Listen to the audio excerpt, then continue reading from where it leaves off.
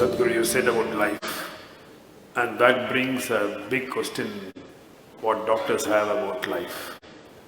Now they say we have 1 trillion cells in our body, and each of these cells is living by itself. And when you say a patient is no more, it's just that the brain dies after 2 or 3 minutes, but still a large part of his body is still alive. That has changed now. Doctors are saying the brain lives for over 10 hours. Today, the new… So he is dead, but the brain is living.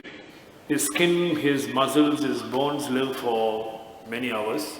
So we have said he is dead, but a large part of his body is still alive. So, and these cells, even when after the patient is dead, you take these cells and… Those of you who are all shaving every day, even after you're dead, we still have to shave you, you know this. Yeah, the hair grows. That is why I'm ready, you know. Now, you asked why if somebody is dead, still some of the cells are active. It has been recorded up to 10 hours, there is a lot of activity, and actually the brain goes into a certain level of activity and produces certain very surprising elements in 10 hours after somebody is medically dead. As I said, dead bodies are given a shave up to 10, 11 days. Why this is so? What we're calling as life physically is a mechanism on many different levels. There is hardware and there is software. You are core of hardware, bones. The software is equally important. Otherwise, how would a cell know that it's a human cell? That it is not a pig cell or a tree cell or something else? How does it know? Because there is an entire software, there is memory, evolutionary memory, genetic memory, karmic memory, there are varieties of memories imposed on every cell in the system so that it never gets confused. If you eat dog food for 3 days, you will not become a dog, isn't it? Because the memory is entrenched in this. So there is a whole software. The software package is actually bigger than the hardware, much bigger. And it is energized by what we are considering as a life force. In yoga, we call this prana. It manifests itself in 5 basic dimensions. There are other forms to it, which gets too complicated. 5 basic forms. These are called pranavayu, samanavayu, apanavayu, udanavayu and vyana. These have different functions. Prana is related to breath, respiratory action and thought process. If the pranavayu depletes, your respiratory action will go away. So immediately doctor checks and says, he's dead. They'll try to pump their chest. If it doesn't come back, he's dead.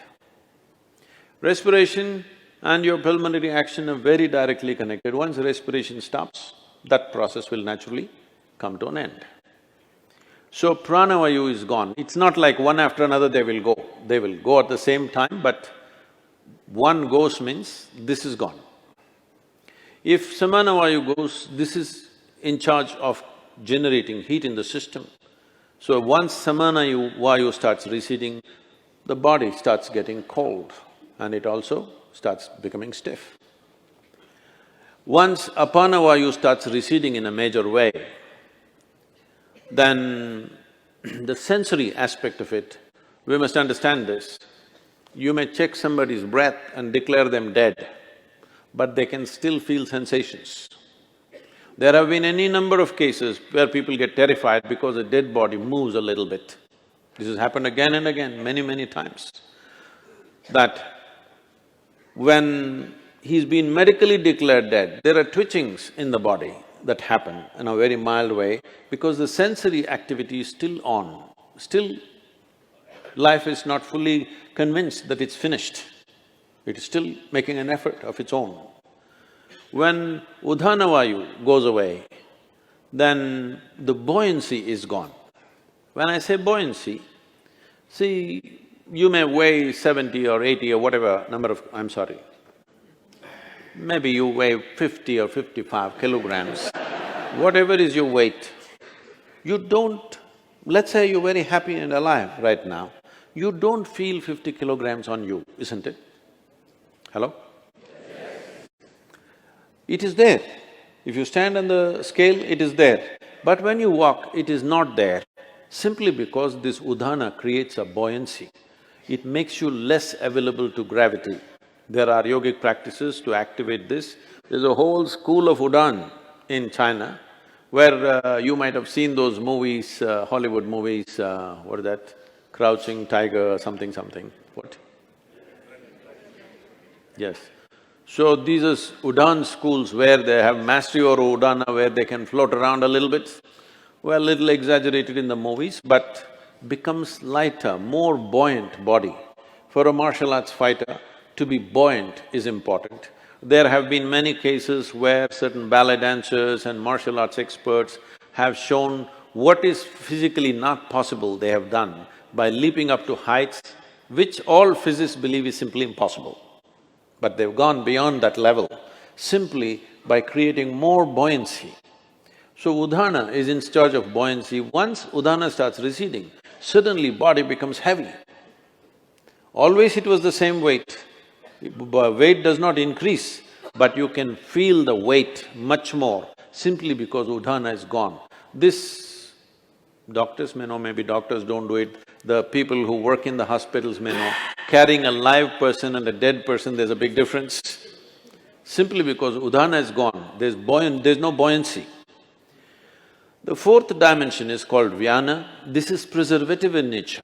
If vyana recedes, even when you're alive, body will begin to rot. There are certain types of snake venoms which can do this.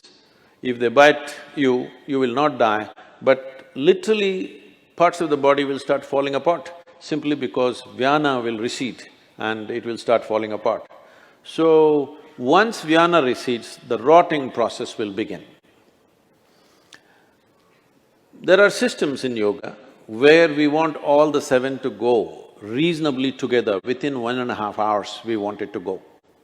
In normal death, depending upon the age of a person, how vibrant a particular body is, it may take a long time. When I say long time, up to 14 hours it may take. Vyana may take up to 14 days to leave.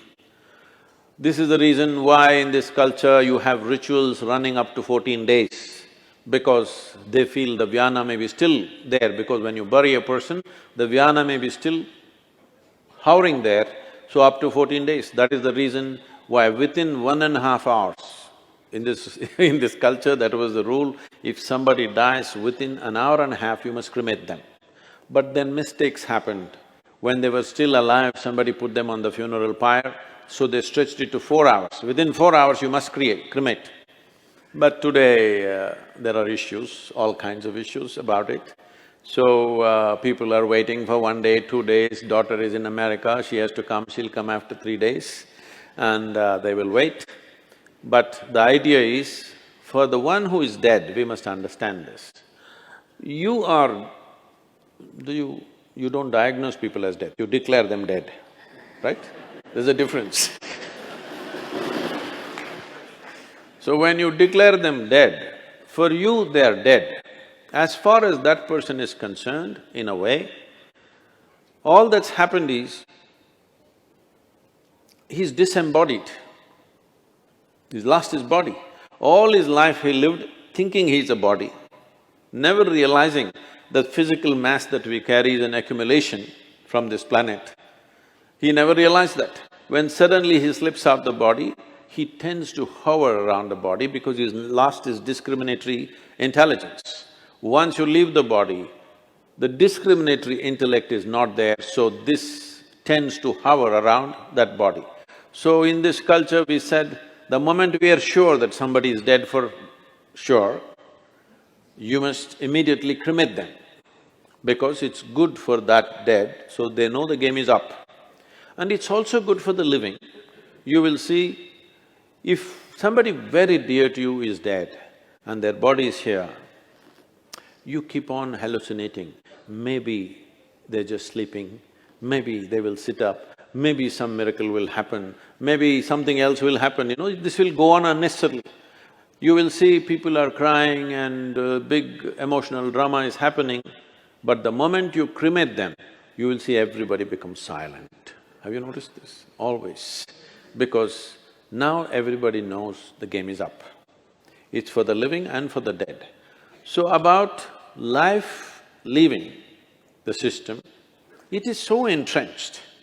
It is not something, poof, it'll go away like this. In stages, it goes away. Because it's in stages, it came in. It's in stages, it'll go away.